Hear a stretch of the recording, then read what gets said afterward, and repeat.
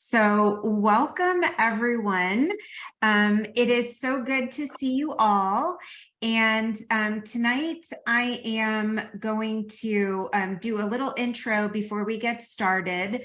I have my co-facilitator, Elise, who is helping host tonight. So she's going to be letting people in while we get started. And she'll be keeping the chat going. If you have any questions, you can direct message me or Elise, and we'll be trying to follow along with the chat as much as we can during the meeting. So I want to welcome everyone to this month's Understanding ADHD Speaker Series event. We're hosted by the ADHD Empowerment Meetup community and the nonprofit Children and Adults with ADHD, or CHAD for short, of San Fernando Valley, Los Angeles. I'm Suzanne Sophos, our executive director. I'm also an adult with ADHD and mom to a fourth grader with ADHD. CHAD has been hosting this speaker series for the last 6 years, bringing experts on the topic of ADHD directly to the community. This event is just a part of our work to educate, support, and advocate for adults and children living with ADHD. We also host online peer support groups for adults with ADHD, young women with ADHD, and parents of ADHD children. We also have a book and media discussion group that just started this week, and our co-working and body doubling group that was started last year will also be continuing this year with a new host. So we're excited about those things. All of our groups are facilitated by our dedicated volunteers, and all of our work is funded by donations. Our mission is to ensure that everyone who needs ADHD education and support can receive it, regardless of finances. So there's never a fee to attend our events. However, we are a nonprofit organization and our survival depends upon donations and membership fees. So we kindly ask that if you're able and you find our work worthwhile, you consider making a $5 or $10 donation tonight to help support our work. And one of our volunteers will post the link in the chat. I know we're all experts on Zoom by now, but I'd like to share just a few meeting guidelines and Zoom recommendations to help you get the most out of the meeting. For privacy, you can feel free to set your Zoom name to just your first name. We ask that everyone keep their audio muted when they're not speaking, and this is pretty much a non-speaking meeting. We'll ask you to submit your questions to me in the chat, and I will collect those, and after our presentation, Kristen will take some of your questions. Please use the chat feature at any time throughout the meeting to share your thoughts. You can share your thoughts, you can ask questions, you can respond to the presentation, you can chat with your other people that are here. So we really encourage that. And then during the Q&A portion of the evening, we do ask that you type your questions directly into the chat, and we'll share your questions with the speaker. We'll take as many as we possibly can, and you can feel free to post them so everybody can see them, or you can send them to me directly through a private message. We like to start all of our meetings off with a brief evidence-based overview of what ADHD is and how it impacts individuals, just so we're all on the same page before we get started. ADHD is a lifelong neurobiological condition. It impacts brain function in a way that impairs executive function, delays social emotional development, and impairs our self-regulation. So rather than thinking of individuals with ADHD as simply having too much energy or too little energy, instead, a hallmark of ADHD is actually impaired self-regulation. So it's trouble finding a happy medium with our energy and our effort. Individuals with ADHD can veer toward hyperactive or inattentive, or be a mix of the two. For people with ADHD, getting our bodies and our minds to cooperate and serve up just the right amount of attention and focus for the task at hand can be extremely challenging. Studies show that if ADHD is not diagnosed and well treated, ADHD-related challenges can significantly decrease our life expectancy by up to 13 years.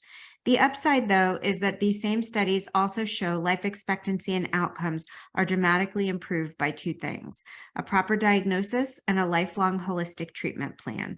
And when we talk about a holistic treatment plan, that includes a combination of ADHD education, skills training, medical treatment, which can include medication, and peer support. Understanding ADHD also means understanding the brain's executive functions, because these are both delayed and impaired in individuals with an ADHD diagnosis. These functions are what help us do things. They help individuals manage and regulate our planning, decision-making, learning, judgment, emotions, and actions. Basically, if we're doing something, we're using our executive function. There are several models for executive function. The one that we've shown here is from Dr. Thomas Brown, a very well-known ADHD specialist who, for those of you in Los Angeles, Dr. Brown actually has a clinic in Manhattan Beach. So you can see here that there are multiple executive functions, things like activation, focus, effort, emotions, memory, and action. And they work together or come online at different times and in different combinations, depending on what we're trying to accomplish. You can think of executive function skills as a muscle that can be strengthened and developed. Executive function coaching and skills building practice, along with other ADHD treatments, can be a strong way to support the executive function challenges that ADHD brings. I wanted to share tonight's agenda. I'm delighted to introduce our presenter, Kristen Baird-Goldman. Kristen is a member of our CHAD chapter and is always one of our favorite speakers. She's a licensed psychotherapist, ADHD certified clinical specialist, registered art therapist, and neurofeedback provider, practicing here in the Los Angeles area. As a certified integrative medical health practitioner, Kristen has a unique perspective on the intersection of psychology and integrative wellness. She runs an integrative psychotherapy practice and ADHD center here in LA, where she and her team help clients understand that we're all a combination of nature, genetics, and nurture environment. Kristen recently wrote the wonderful CBT Workbook for Adult ADHD, which CHAD featured in their bookstore at this year's International ADHD Conference. I've had the pleasure of working through some of the book already, and it's been such a useful addition to my ADHD toolbox. So I wanted to, let me start my video back up.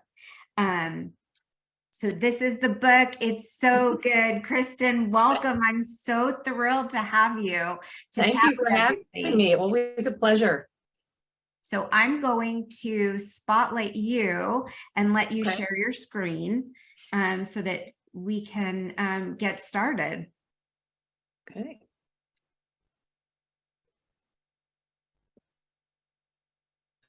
Okay. Hello, everyone. It's good to be back.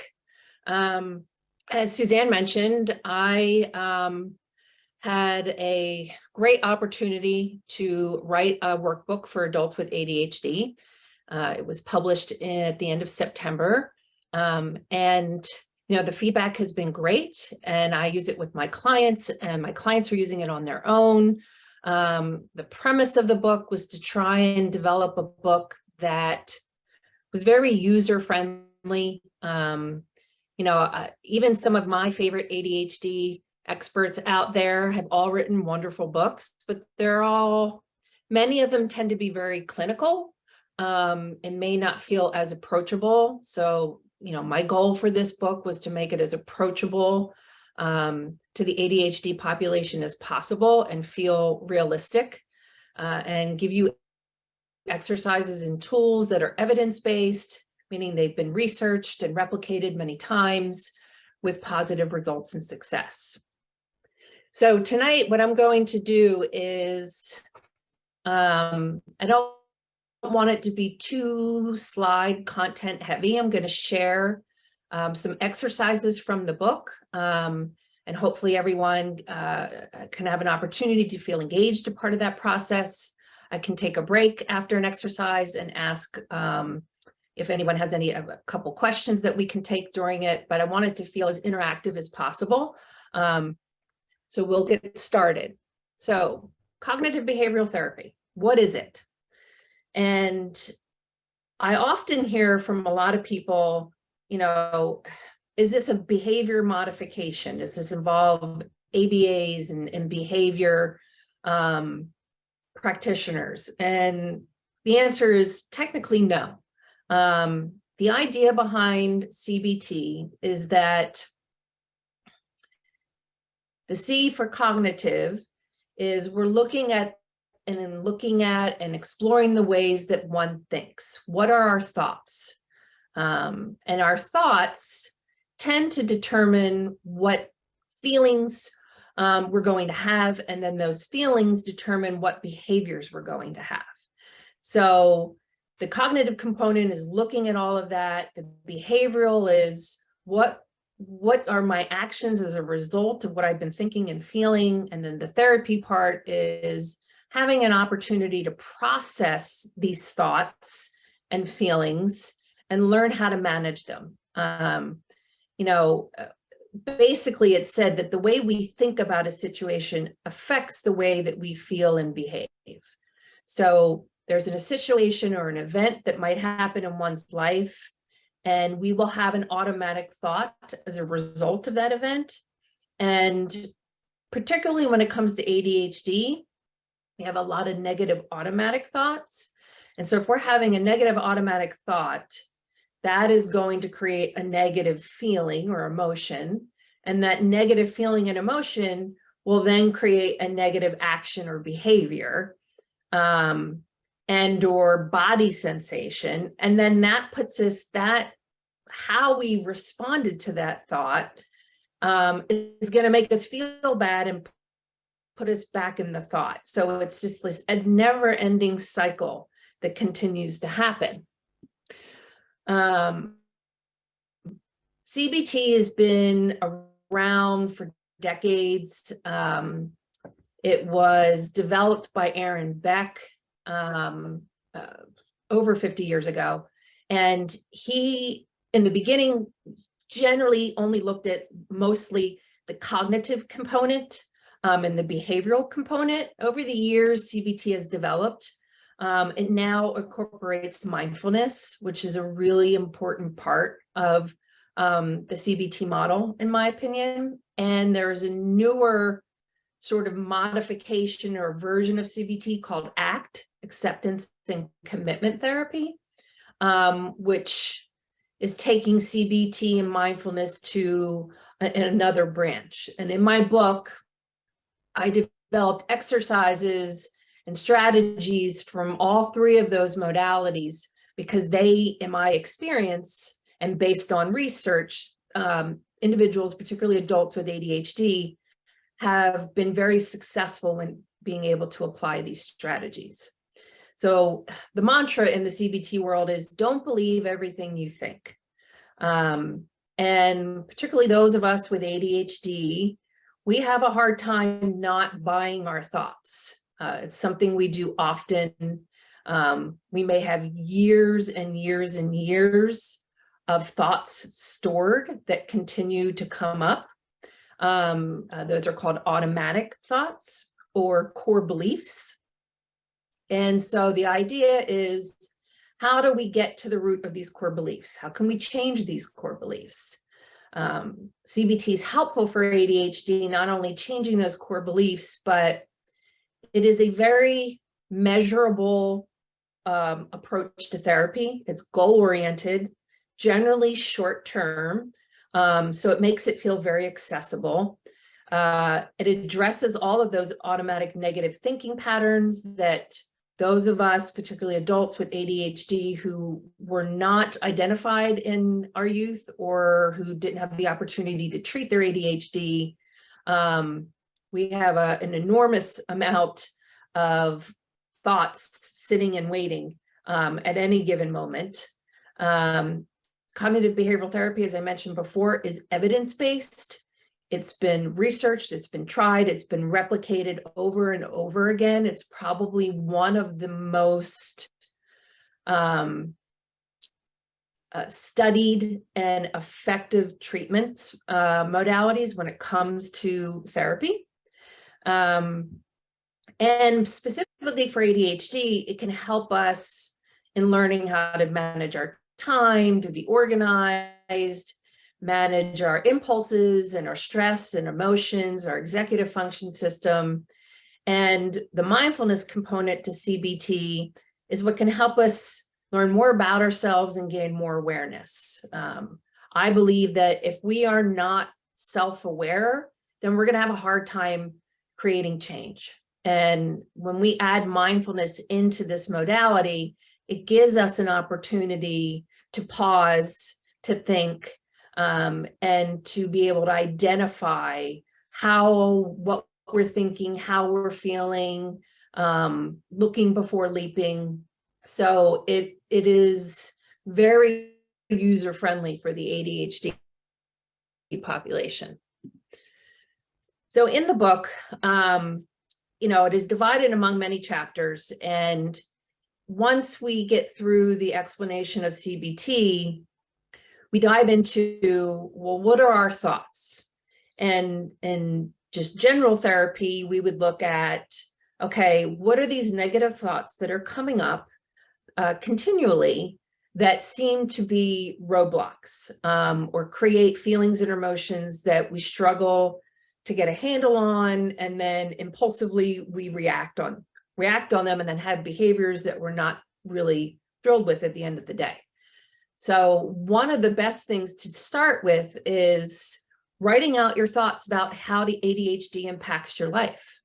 So I'd like to give everybody just a few seconds to think about some of the first things that come to your mind about how your ADHD impacts you.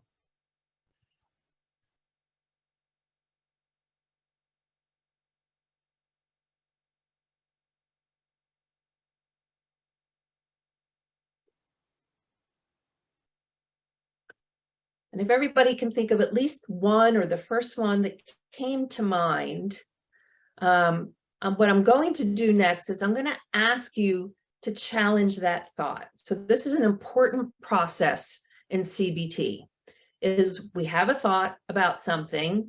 In this particular, how is ADHD impacting my life? And to challenge a thought, we need to find evidence or proof to support this idea that we keep continually stating to ourselves. Where is the evidence? What proof do I have that this claim I'm making about how ADHD impacts me, what proof? Where's the proof? So the interesting thought about this component, particularly when it comes to working with ADHD, is that I guarantee every single one of you feels like you have proof. There is evidence to support this thought that you have often. And that is true. In working with the population that are not impacted by ADHD, they can generally get to a place where, well, if I really think about it, I see how my thought is not necessarily realistic. I don't really have any proof to support this claim. This is just a fear or something coming up. And we start to dive into it that way. However, with ADHD, like I said before, I'm almost certain that every single one of you feels you have the proof. And the challenge is, and what I ask a lot of my clients is, how old is that proof, right? How far back does that go? Is that coming from possible early childhood or childhood of hearing constant negative comments about how you're moving through the world, with nobody really even understanding why?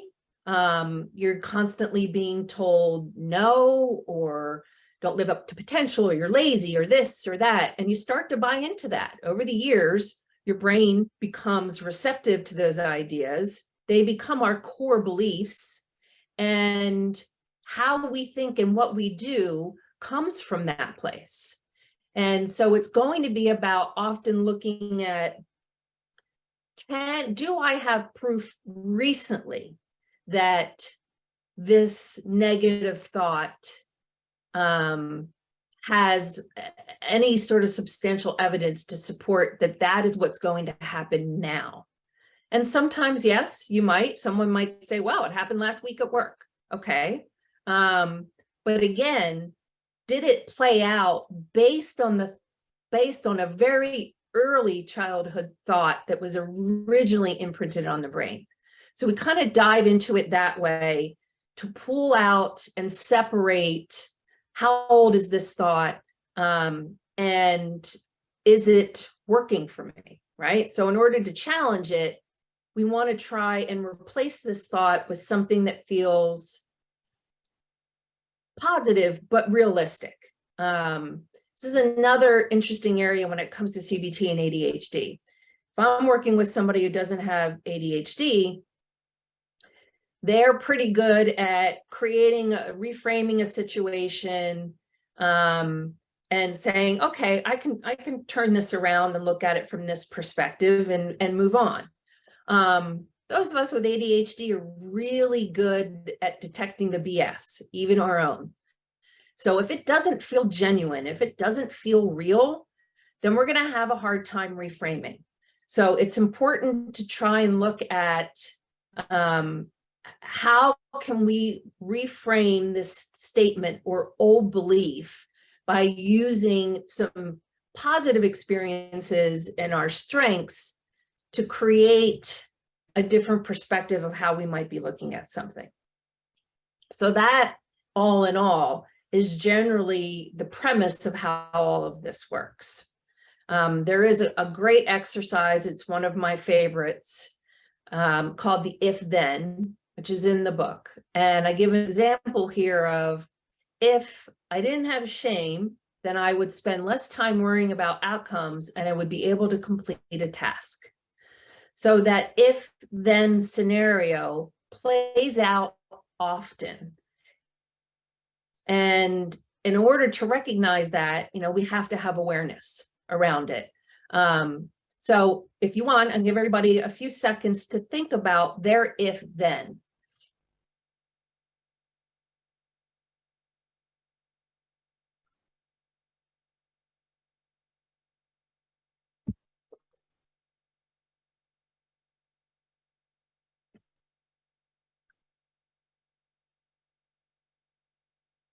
And jot it down if you want something to reflect on or think about later. But our brain does this often, particularly the ADHD brain, which tends to want to categorize things and attach outcomes. If I do this, then this might happen.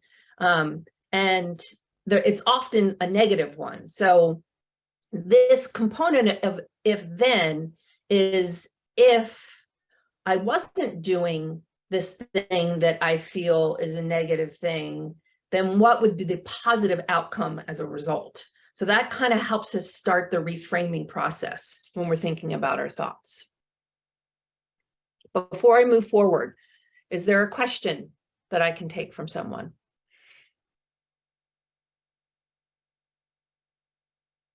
Kristen, Shala has a question. She says, what do you mean by proof? Proof that we have ADHD, how it affects us, or that we're affected by it? The proof is how it's impacting you.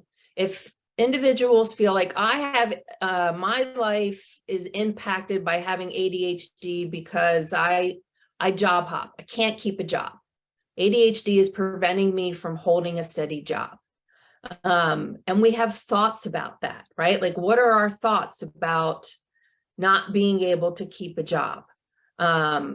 What component of ADHD are we believing is preventing us from maintaining a job? And the process starts there. So we need to accept and believe that we have ADHD, but what we're trying to look at is, how are we viewing its impact on us? And is it always negative? I hope that helped. Thank you. Okay.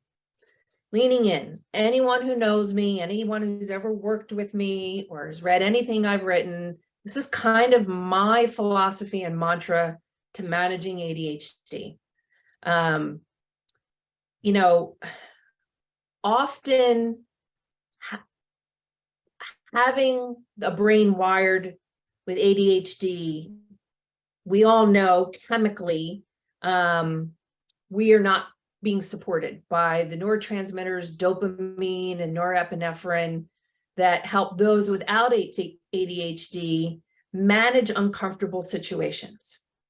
And those of us with ADHD want to avoid discomfort most of the time at all costs, because there isn't the dopamine there to support us and push us through.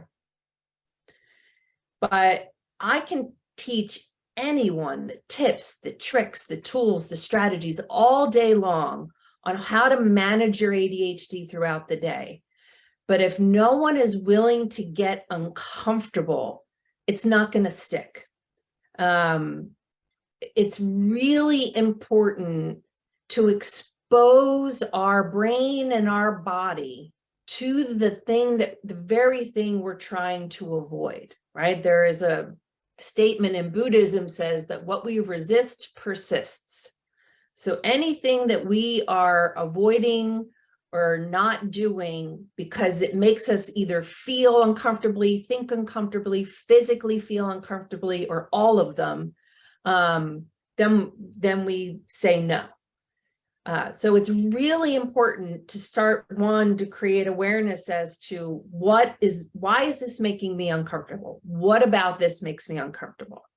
And in order to create tolerance for things like patience and standing in a grocery store line or whatever it is where we tend to lose our patience, or driving, in order to build and strengthen that tolerance muscle, we have to get uncomfortable. So in the book, I put in it's called holding your breath exercise. And basically what this does is it walks you through this process of holding your breath and writing down and paying attention to all the experiences that are coming up in the amount of time that you are holding your breath. And we get to really hear and feel that level of discomfort or lack of tolerance that we have. And it's one example of being able to say, okay, I am feeling uncomfortable, but the important part to remember is it's temporary. The majority of things that we do on an everyday basis that make us feel uncomfortable are generally temporary. And it is why things like yoga, any mind-body approach, Pilates, the martial arts, dancing, sports, can be really powerful ways to teach us to get uncomfortable. I can't tell you how many times I have clients when I start promoting yoga who say like, nope, stop there, Kristen, can't do it, it's too slow, it's too quiet, can't handle that. Then that's when I say that's the exact reason why I'm telling you to go try it. The fact that you have now convinced yourself that you won't be able to handle the discomfort of moving slowly or being in quiet stillness. I have clients who, when I talk to them about mindfulness meditation and say, I can't meditate. It is, again, where did this thought come from that I can't? Because everyone is capable of doing the things that at least I am asking or suggesting to my clients. But again, how old is that idea that I can't? And how much of it is based on, well, that just makes me uncomfortable. If I'm working with a younger client, and even some of my adult clients who say, I try to bite my tongue, I try to hold it back, but it's just so hard. It's almost as if I feel like I'm going to explode if I don't say this, or if I don't do this. And again, in order to be able to pause and kind of filter and edit and think about, is this something I should say or do right now? And then realize, no, requires an amount of tolerance and a level of discomfort of it is killing me to not do or say this thing, but it's temporary. It's like a wave in the ocean. It's going to have its momentum. It's going to build up and have its peak. We call it urge surfing and substance abuse. And then it's going to hit the shore and go back out to sea. And the level of discomfort is gone. So I can't stress enough how important it is to try and put yourself in situations where you're leaning into the uncomfortable. It's really, really valuable. So organization and planning. The systems you put in place need to work for you and how your ADHD brain works. I'm sure many of you I've experienced it. I've had clients who say to me often, reading books that are not written for the ADHD brain and expecting positive results. 7 Habits for Highly Effective People. If I had a dime for every time someone told me I read that book and I couldn't do anything, or I read this How to Get Organized book, or that planning book, or I use this planner and it's not working, we feel defeated. We feel like there's no use. What is the point? And it's important to remember, these books are not written for our executive function system. They work differently. What works for us isn't going to necessarily work for somebody else. Even among the ADHD community, everybody's brain and executive function system and wiring are different. So it's really important first to look at your habits. If you want to create any kind of change with organization and planning, you first need to observe what your habits are. And there are triggers that create our habits and behaviors as a result of those triggers. And then there are results or outcomes. And so it's important to identify, what is it that I continue to do that's roadblocking me from achieving success with organization?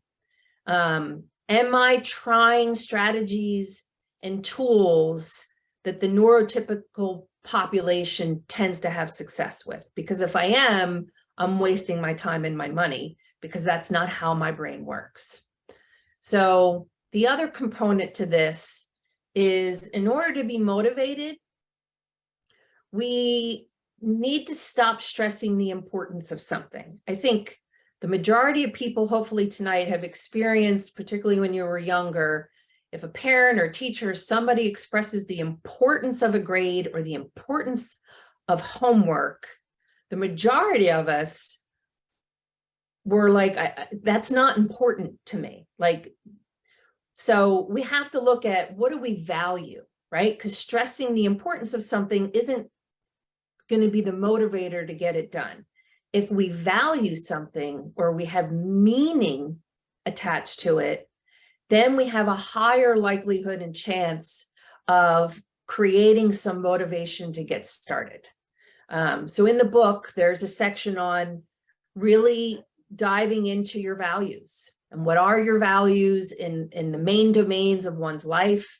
Because everyone's are going to be different. And you know, someone rates career as a 10 and someone rates career as a 2.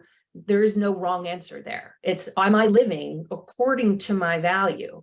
And that's how we can create motivation in order for change to occur. Time management falls in this category. Many people experience time blindness, many don't. But one of the best ways to start managing time is understanding time. I will ask my clients to do a daily time record for a week as best as they can. And sort of, not so much a diary, but reporting how much time something took to do it. For example, I have a lot of individuals will tell me, you know, I'm up at 6, my day starts at 6, and I go to bed at midnight, and yet I still can't manage to fit everything in my day. And one of the first things I ask them is, because you're awake at 6, that's great. But when do your feet actually hit the floor? Because a lot of people, especially now, and I think as a result of the pandemic, I'm seeing this more and more, of not everyone is a get up and go first thing in the morning kind of person. And when there's ADHD in the picture, some of us have morning procrastination comes up. It's as significant as bedtime procrastination is. And so we're not ready to wake up and jump out of bed and get going. We might be looking at our phone. We might be hitting the snooze button, whatever that is. If you start recording your time from the time your feet hit the floor, how long is my bathroom routine in the morning? How long is my coffee or breakfast routine in the morning? If I have a commute, how long is that? And kind of going through the day, if I am scrolling on my phone or getting sucked into a rabbit hole in the computer, how long is that taking me? Because generally the time estimation is usually off with the executive function system, and either we can overestimate our time or underestimate our time. So recording it is a great way to get started. Timers, I'm a big fan of the time timer that you can get on Amazon. Another component to addressing time issues is actually visualizing time. The time timer, if anyone doesn't know, it is a circle. I thought I had one here, but I guess I don't. It's like a pie chart. So you can visually see, you set the dial. Oh, thank you, Suzanne. When you set the dial, it shows it in red. It's like, I have 20 minutes to do this particular activity, right? And so now your brain can capture that piece of pie. Now, remember, the majority of individuals with ADHD are visualization, visual learning is a strength. It's a gift. So let's use it, right? And this is a way to use that. When you're looking at that, you're seeing this pie. And you know, as the time is going on, your pie piece is getting smaller.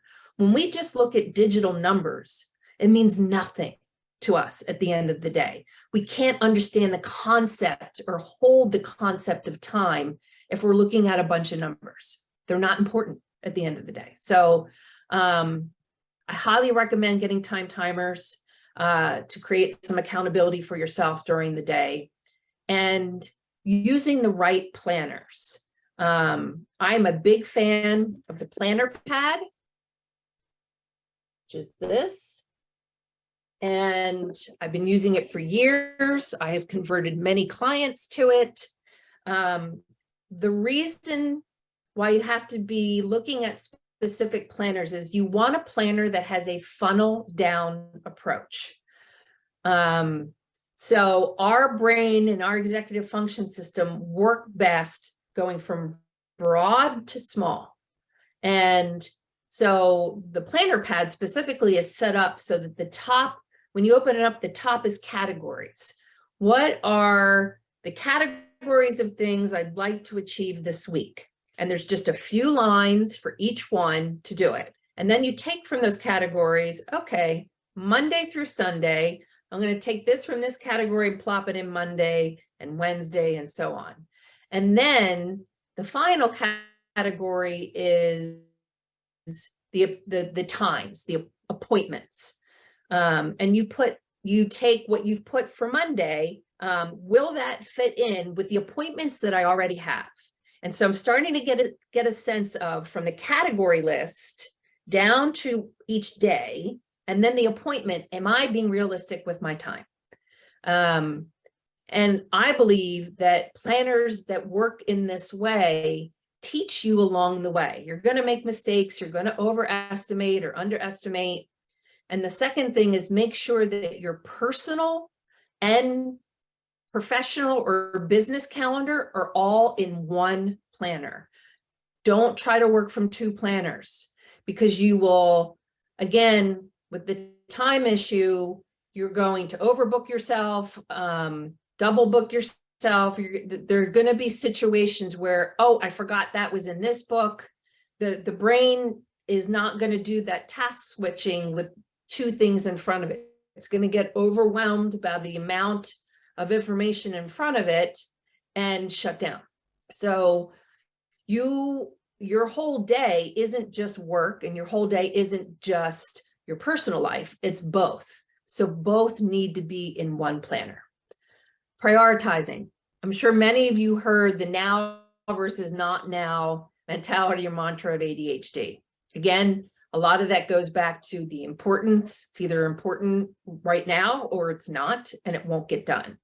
Prioritizing can be challenging because I'm sure many of you, including myself, in school, when a teacher said, highlight the text and extract the important information, how many of you highlighted the whole page or the whole chapter? Because it all felt important. And it was really hard to extract what makes this more important than this. And we start to self-doubt and question ourselves. And then all of that and negative thinking, and it turns into all of this spiral. And then we shut down or avoid, and it doesn't happen. So thinking about how are you prioritizing? I have in the book, there is a matrix on learning how to prioritize from what's important, from what's not important, what's urgent, and so forth.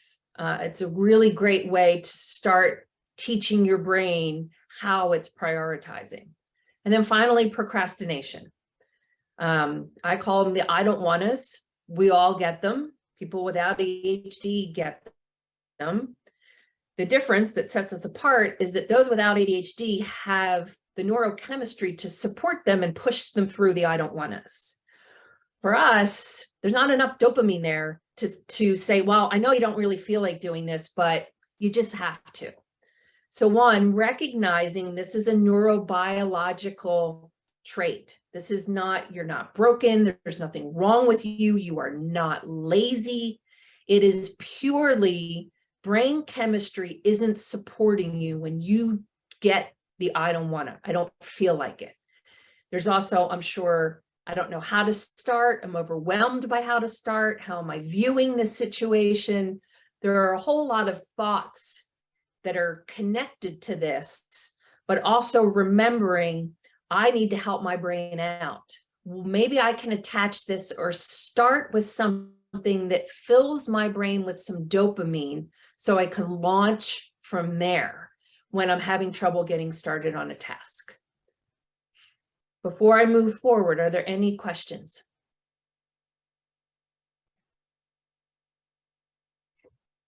Kristen, there was another question, and I think it's regarding this part. So let me just ask it, and I'll let you see what you think. One person was asking, they weren't sure they understood the strategy. If she doesn't like an exercise, whether it hurts her body or her brain, or it's just not fun, then she doesn't like it. So she was asking, why did she need to do a thing that she doesn't like when she can get benefit from doing something that she does like, which I think I took to mean maybe what you were talking about was doing those things that we don't like to do, but we still have to do. Correct. Okay. Yes, I'm not telling you to go do CrossFit if CrossFit's not for you, right? Okay, attention and focus. What are considered the hallmarks of ADHD? I'm sure everyone is aware, if not, that there are, different subtypes of ADHD, inattentive type, hyperactive impulsive type, and combined type, which is those who experience the traits and symptoms of both. But in all the types, attention and focus are something that are the dominant features of this, right? Many of us in the field, and hopefully with the help of Dr. Hallowell, are going to change this attention deficit disorder nomenclature, because it's actually false. It is for the majority of people, it's an attention surplus, not a deficit. And the problem is that the brain is trying to capture every bit of information through all senses all the time at the same time. And it's then trying to determine, what do I need to be able to tune out and put my attention on in this moment in time? So it's incredibly frustrating to hear people just say, well, just focus. It is not that easy, and it is not how our brains are wired.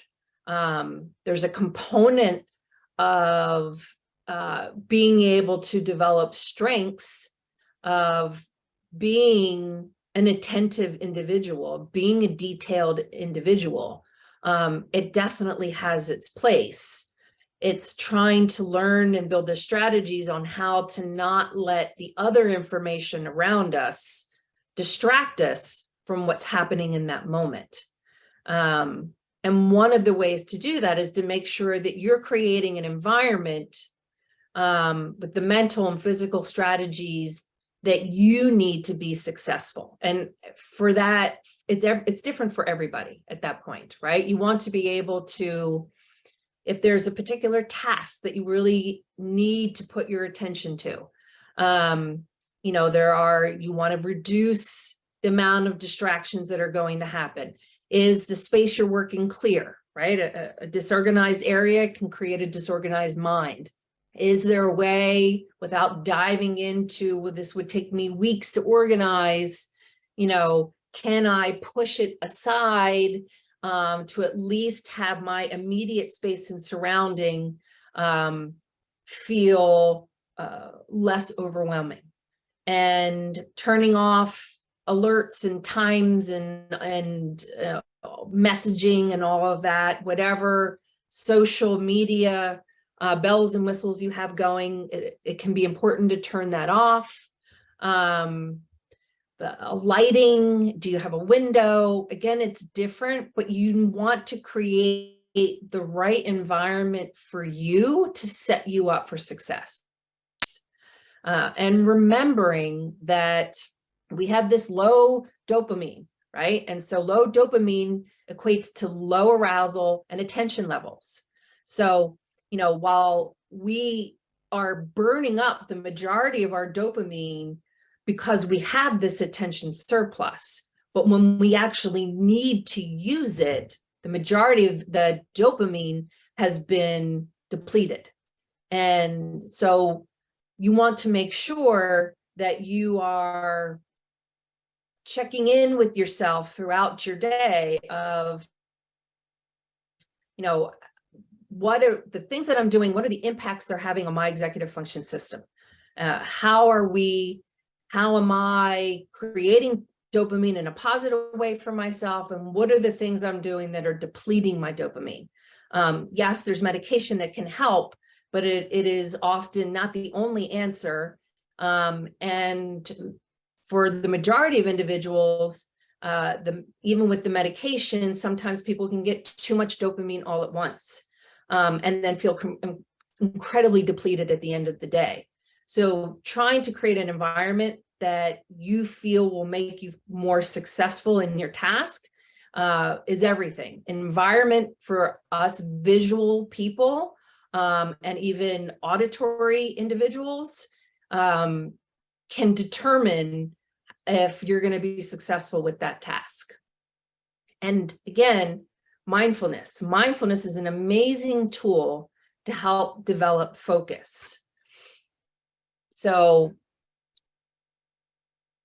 some of the exercises to practice to increase attention and focus involve mindfulness.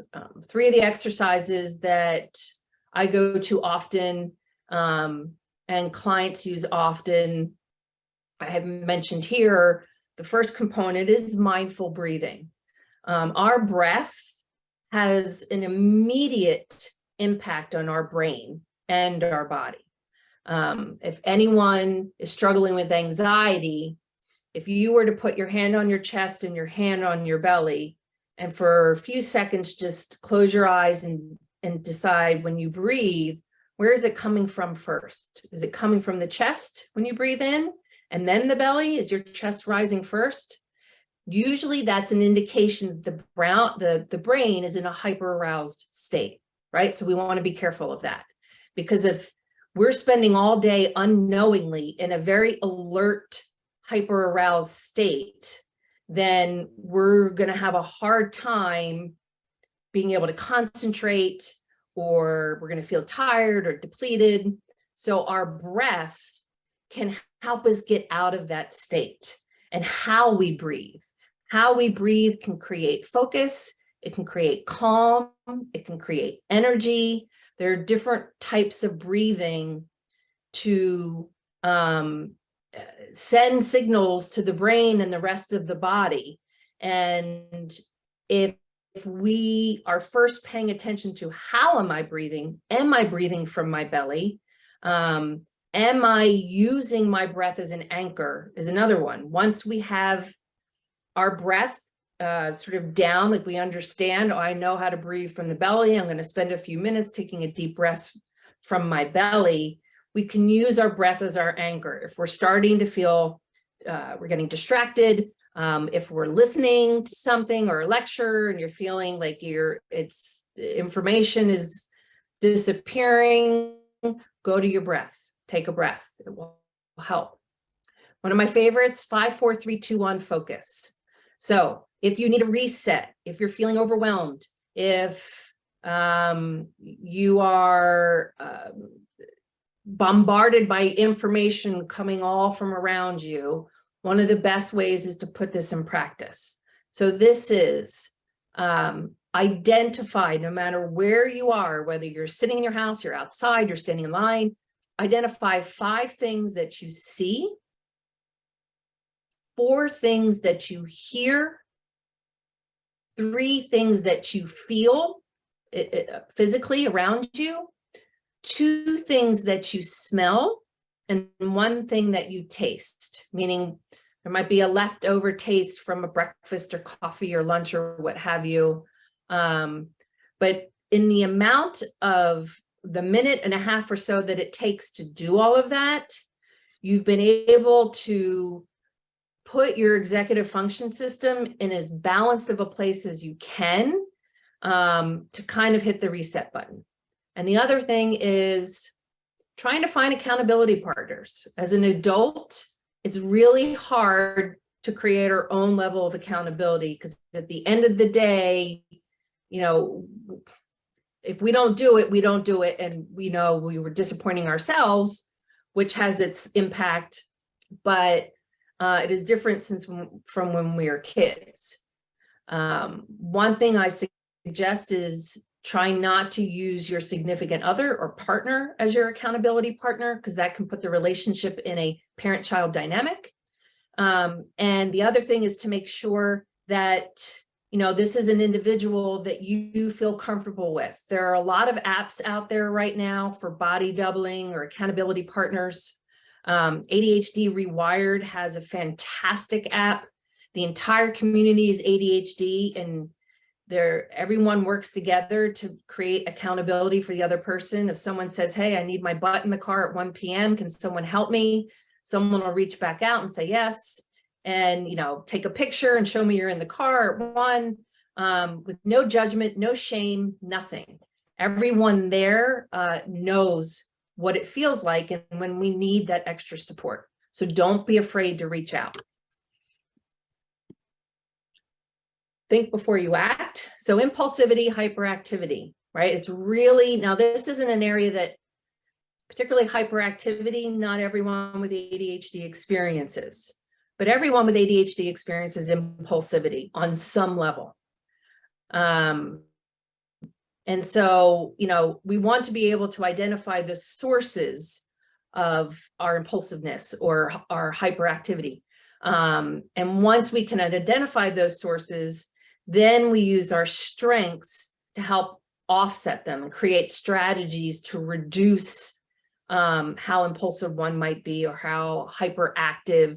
The hyperactivity can come from too much dopamine flood occurring, or anxiety, or just that constant need to go, be productive.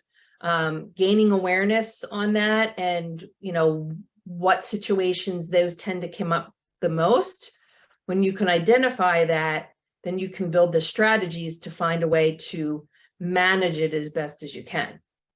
Some of those strategies are some of these exercises. HALT, which is a good one, particularly for impulsivity.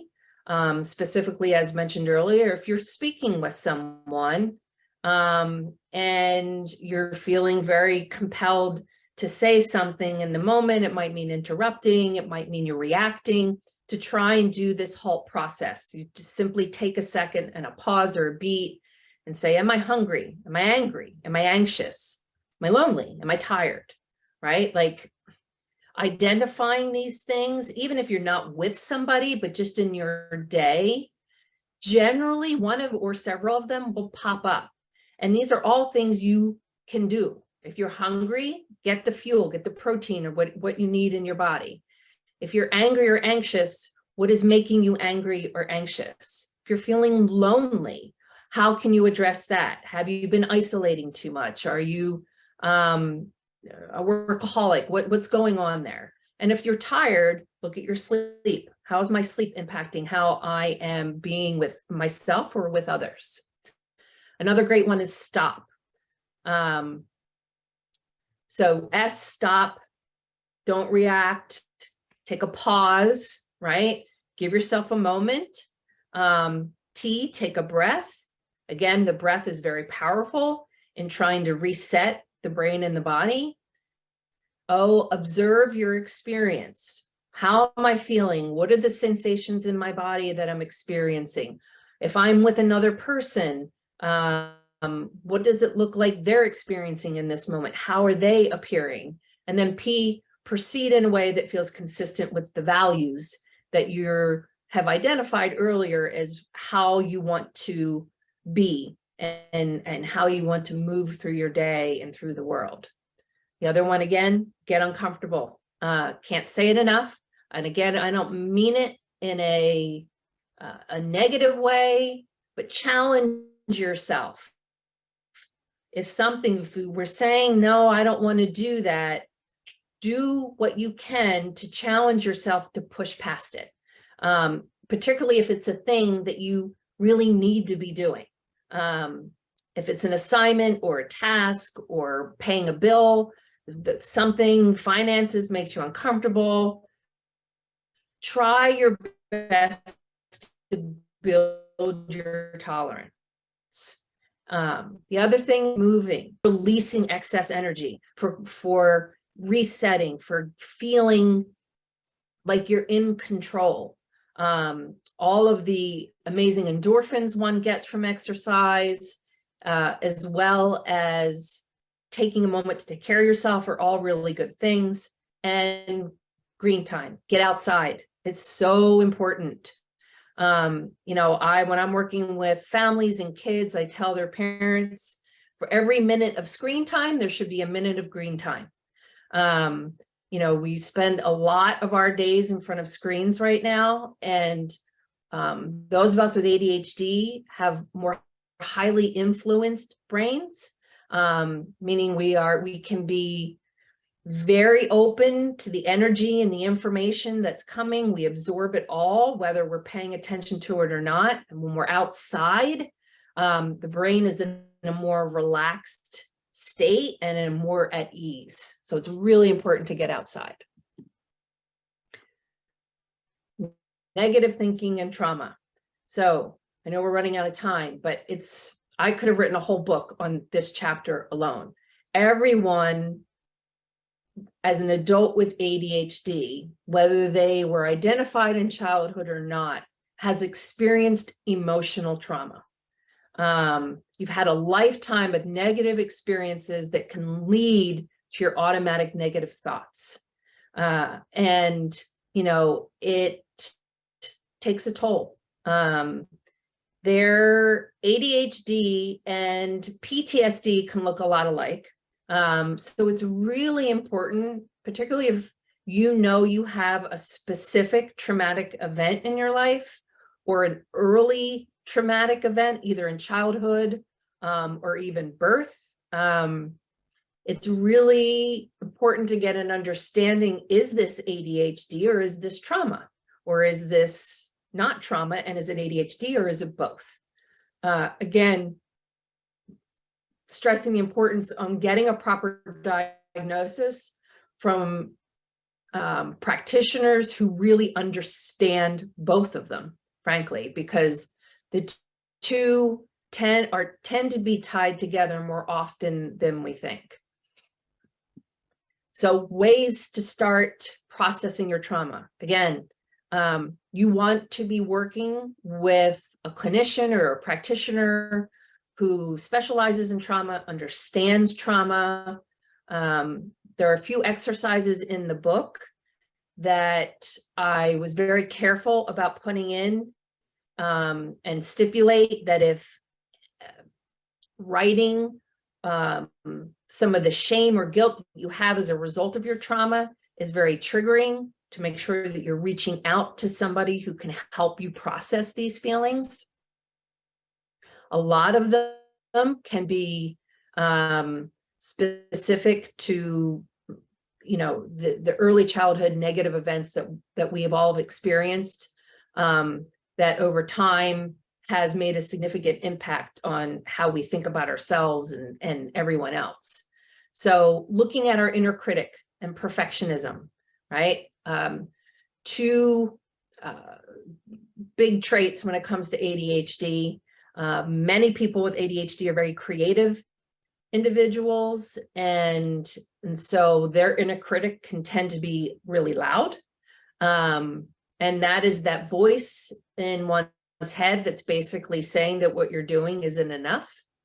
And it can create perfectionism, right? You know, especially now, I had a client, you know, trying to pick a sofa, and she said the thousands and thousands of sofas out there online were so overwhelming, it shut her down, and it took her a year to find a sofa. Walk her through that process, but she was so afraid of picking the wrong thing. What if it's the wrong color? What if it's the wrong material?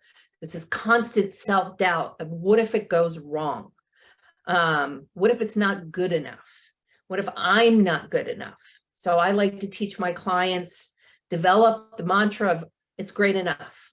I guarantee you, and research has shown that those of us with ADHD, our executive function system is constantly working overtime. While it might not feel like it because we don't feel like we're being productive, it's working, and it's working more than those without ADHD.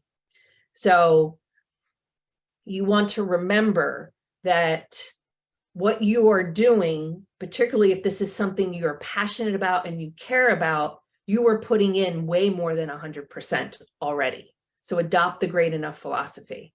Try to acknowledge your shame, identify and explore the feelings that come from any guilt or shame that you might have, and what is the history of it, and working on that inner voice with the great enough, and communicating this to others, and getting the support from those in your life who you know you feel understood by. One great exercise, particularly for negative thinking, pretty much for most things, is what we call progressive muscle relaxation.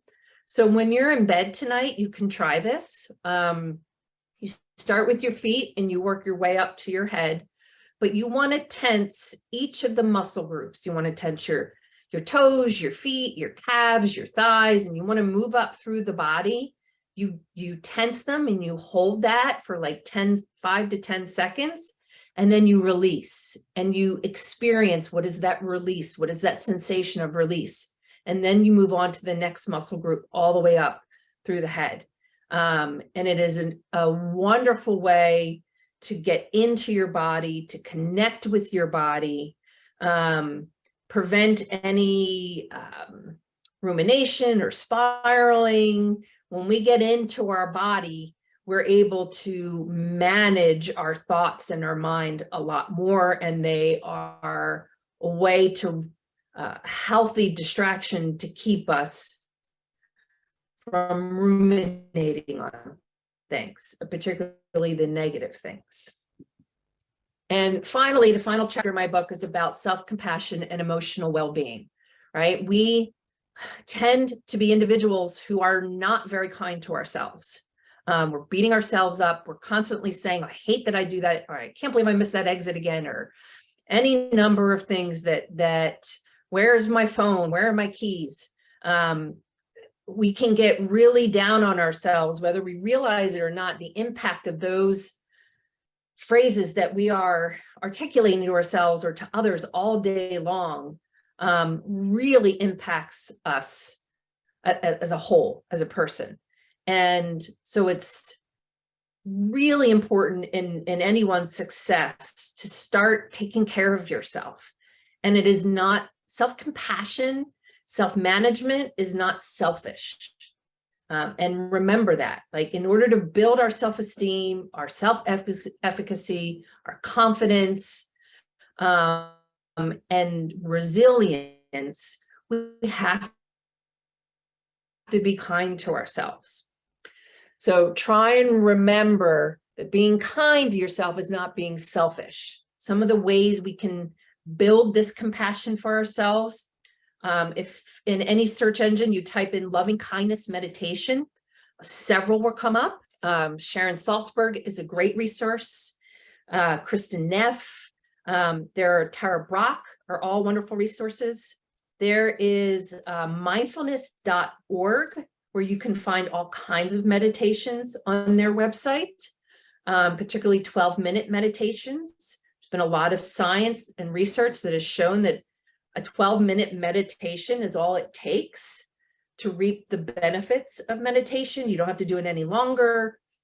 It doesn't have to be 45 minutes. You don't have to be sitting still. There are different forms of meditation. I'll admit, many years ago, decade ago, when I learned about loving kindness, I remember thinking, this feels a little woo-woo, a little hippy-dippy for me. Again,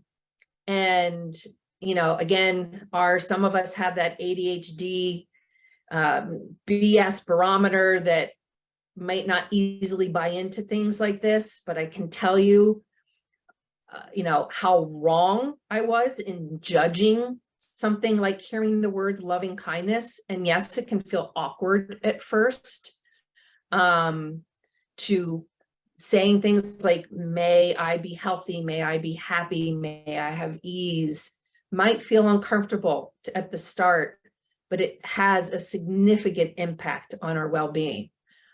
Flow, getting opportunities in your week to get into a state of flow. Flow is not hyperfocus. When we are in flow, generally it's a creative endeavor, sometimes athletic or sports, music, performing arts. These are areas where we are focused on what we're doing, but we're still in tune with the environment around us. When we're in a hyper-focused state, we're not really in tune with what's going on around us, the environment, time. None of that is occurring for us. We're not able to access that. And when they put on sensors on individuals who are in hyper-focus versus a state of flow, the body and the brain respond in a positive way. Like if you're in meditation, that you reap the rewards of that. Whereas when you're in hyper-focus, you're depleting yourself and you're not getting any of the benefits or rewards that you are when you're in a state of flow. And so in the beginning, it's about figuring out, am I in flow or am I in hyper-focus? And when you know what your flow resources or outlets are, try to incorporate them as much as you can in your week. Lastly, hope, instilling hope. Store the wins and your accomplishments. In order to battle these negative thoughts, we have to be able to be consciously storing, hey, I did that today. That wasn't easy. That wasn't hard. It was uncomfortable, whatever it was. I did that. Don't go to, well, I should have been able to do that, or I should have done it weeks ago. That is not helpful. That's judgment. And there's no room for judgment when it comes to this. We're not being kind to ourselves if we're judging ourselves. Pat yourself on the back, literally, if you have to. Take a moment to take in and absorb, wow, how this feels great. This thing I just did feels great. I got this off my to-do list. Let me just take that in for a moment. The brain stores that. So when you are struggling to get something going, to initiate a task, if you can bring up, I remember how great that felt when I did that, then that is going to be a great motivator in those situations as well. And it's going to keep you wanting to put in the effort for your strategies. So, you know, my statement, you may have ADHD, but ADHD does not have you. So remember that. This is something you can manage and you can be, you know, successful with in managing it. Thank you so much, Kristen. That was great. I have been using the book, and you know, what you've gone over are some great highlights of what's in, but there's so much more in it too, that it's just, I felt like there was something I could use on every single page. So I'm so glad that you were here tonight to talk to us. We do have a couple questions. Sure. So let me pull those up. Okay, so this one, these two kind of go together, and they're regarding this last bit that you were talking about. Do you have any advice in staying in a flow state versus a hyper-focused state? Or is there any way to prevent ourselves from hyper-focusing?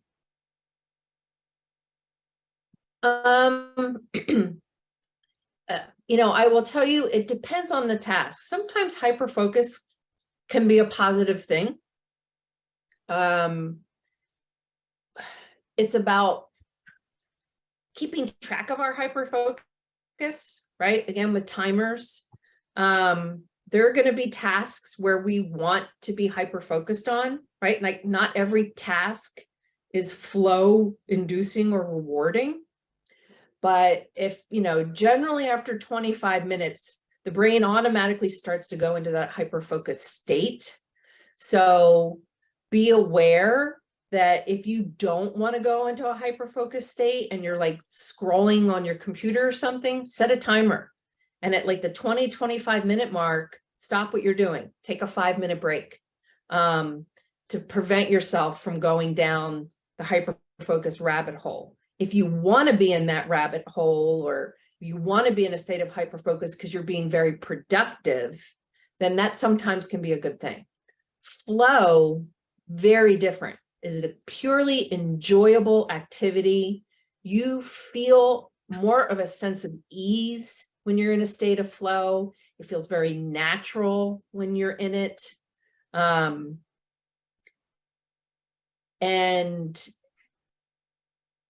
it is a very, when you start to look at both of them, you will see the difference between how you physically feel in flow and emotionally and mentally feel versus how you feel when you're in a state of hyper-focus.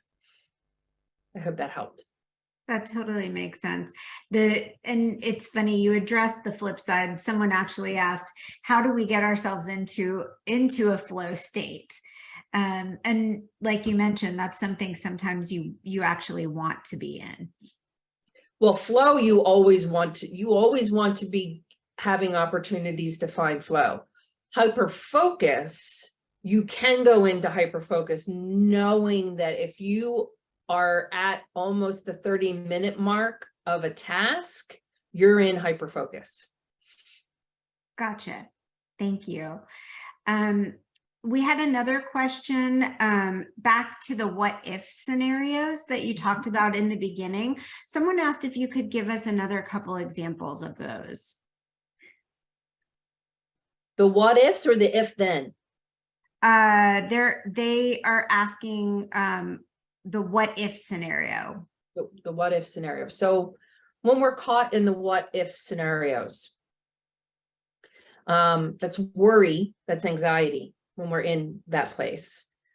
And one, you know, is trying to create awareness that you're in it. That is probably one of you're like halfway through the amount of effort required to manage the what ifs if you're recognizing that you're in them already, right? So again, gaining awareness, practicing some mindfulness, some breath exercises to create and cultivate awareness, so you can identify when you're in a what if spiral. When you are in a what if spiral, I personally believe, due to experience and client experience, the best reset is breathing. I'll give you an example of one breath technique that can immediately get you out of the what if scenario, and that is what we call left nostril breathing. So you plug the right nostril with your finger on the outside, and you breathe, you inhale through the left nostril and hold for a second, and you exhale low and slow out of the left nostril as well. We call this left nostril dominant breathing because what it does is, depending on the side of the nostril we're breathing from, we're accessing the opposite side of the brain. So if we're breathing from the left, in and out of the left nostril, we're trying, predominantly logic, reasoning, rationalization is, and if we're in a what if spiral, we're not accessing that part of the brain, right? We're not being rational with ourselves. So if we can try and kick that in motion by using the left nostril. I love that. I love that. Let's see. Someone else had a question. Can you talk a little bit about, this is a popular topic, RSD is a popular topic among a lot of our support group members. And so one of the questions is, how and can CBT help with RSD? Absolutely. A significant amount of my adult clientele is impacted by RSD.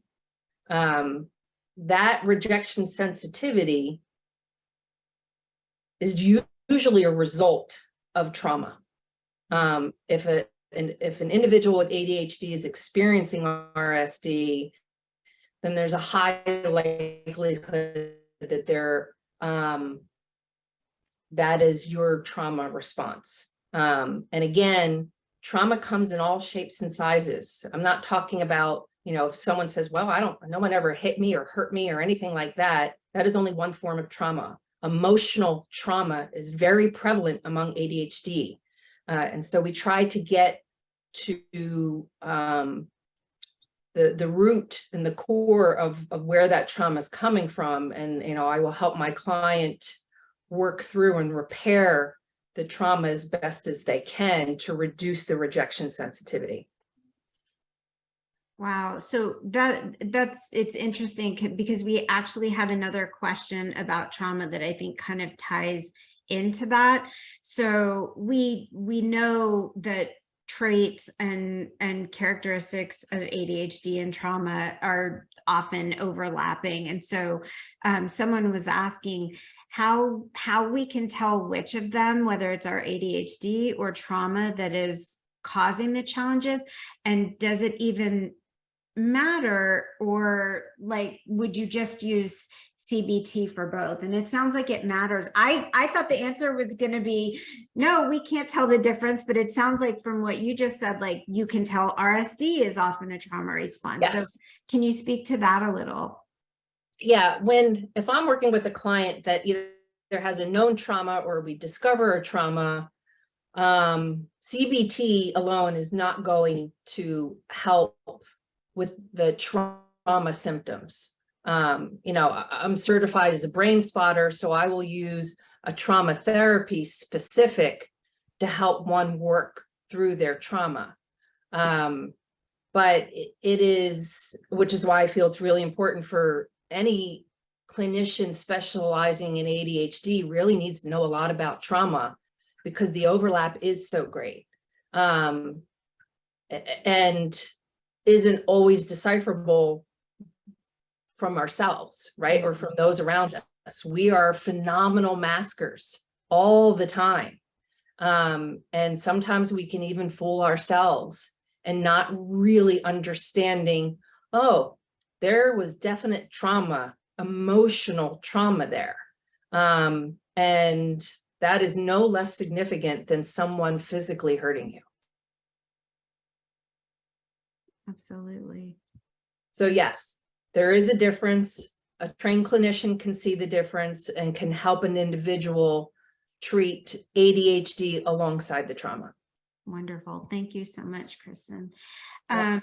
Let's see. Someone's curious about the link between ADHD and being on the spectrum, because if someone has both conditions, it can be really hard for them to put themselves in an uncomfortable situation. So I think going back, there's a lot of talk about this uncomfortable situation. You know, somebody else wants to know how when we well, I don't want to ask that question yet. Let me just focus on this first one. Okay. So if someone is on the spectrum, you know, that can be very challenging, this pushing against your comfort level. So can you talk a little bit about that, and if that has to be different, because a lot of our members are both on the spectrum and have ADHD? Yes. So I'd say 75 to 80% of my adult client population, particularly female, are neurodivergent. They have ADHD as well as ASD or ASD-like or Asperger's-like symptoms. Unfortunately, the majority of them can't get a proper diagnosis because the testing is not up to date and accurate. But it is, neurodiversity is neurodiversity. I still, try to help my clients, even those who are on the spectrum, expose themselves a little bit to the discomfort, right? A lot of the autistic rigidity to that is the lack of flexible thinking, right? And a lot of it is sensory as well, right?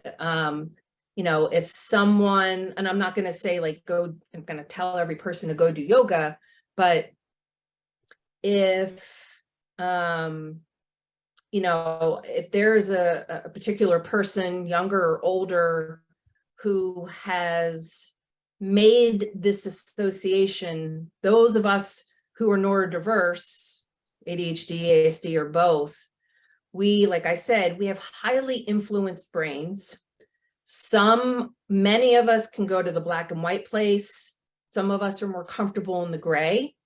When it comes to ASD, the wiring is set for more black and white idea. So it is trying to create more flexible thinking. And in order to create more flexible thinking in a very rigid brain is going to require a little discomfort of trying to see something from a different perspective, right? We can't force this, but,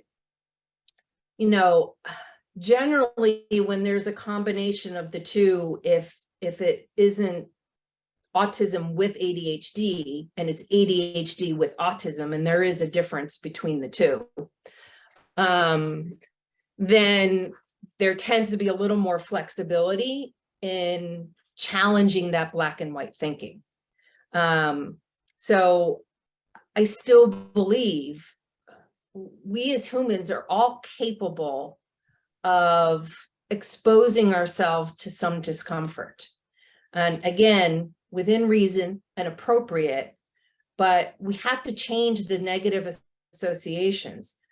I see a lot of individuals who fall in this ADHD, ASD gap, who also have a lot of OCD behaviors. And a lot of that, again, is my brain is only comfortable doing this thing in this moment in time. I've made this association with, I have a kiddo I'm working with who every time she gets up to go to the bathroom, before she goes to sleep, she has to move the toilet seat up and down a couple times, flip the light a couple times, check the temperature in the house a couple times, and go to bed. And when she is traveling or somewhere else or at a sleepover, none of that exists. None of those compulsions, obsessive compulsions occur. But at home, because there's this association of him in this room, since I'm in this room, I'm supposed to do this thing. So it's challenging them to not do that thing, little baby step by baby step by baby step, in the same process of getting them to understand that there isn't going to be a negative result due to not doing that thing. Mhm. A lot of this, there's existential dread in there, there's permanence issues in there, there's a whole lot to explore.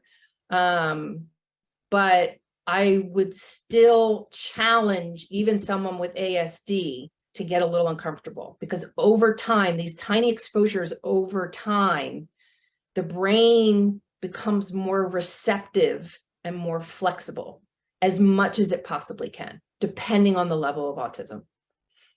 Thank you so much. That was such a comprehensive answer. I really appreciate it. Sure. So I have two more questions. The first one is, do you recommend going through your book on your own, or do you recommend that people go through it with their professional? Like, is it something that people can do on their own? I have to say, I hope I'm doing it right, because I am doing it on my own. So yes, it was designed to do on your own. okay. You know, the hope is that if you are working with a professional, bring it into your sessions. Mhm. Talk about, hopefully you're working with someone who understands ADHD, and talk about this particular strategy is working or it's not working. Can we explore why it's not working, right? But it was designed to be approachable, to even try from home, because not everyone has access to working with a professional. So at least it's getting you thinking about things that maybe you weren't thinking about before. And that alone can create some shifts. Absolutely. I feel like it already has for me.